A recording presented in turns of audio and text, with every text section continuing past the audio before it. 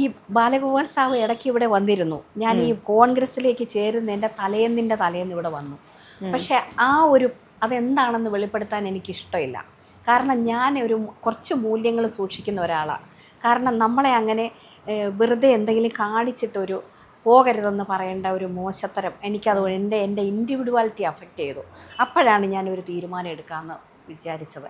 ഇത്രയും താമസം എന്ന് പറഞ്ഞാൽ അത്രയും നാളും ഞാൻ എങ്ങും മടിച്ചിട്ട് ഇത്രയും നാളൊരു പാർട്ടിയിൽ ഇരുന്നതല്ലേ, പിന്നെ എങ്ങനെ മാറും, ആര് പറഞ്ഞാലും എന്നൊക്കെ ഉള്ളൊരു വലിയ കൺഫ്യൂഷൻ ഉണ്ടായിരുന്നു. പക്ഷേ ഒരു ദിവസം മുഖ്യമന്ത്രി വിളിച്ചിട്ട് പറഞ്ഞു, പത്രങ്ങളിലൊക്കെ കുറേ വാർത്ത വരുന്നുണ്ട്, അവർക്കൊക്കെ പല ഇഷ്ടങ്ങളും കാണും.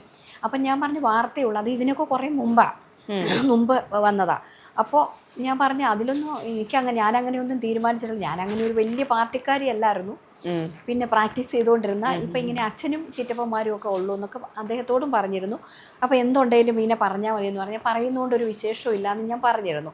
അതെ, അപ്പം മത്സരിക്കുകയാണെങ്കിൽ KN ബാലഗോപാലിനെ താഴെ ഇറക്കാൻ കഴിയുമെന്ന ആത്മവിശ്വാസമുണ്ട്?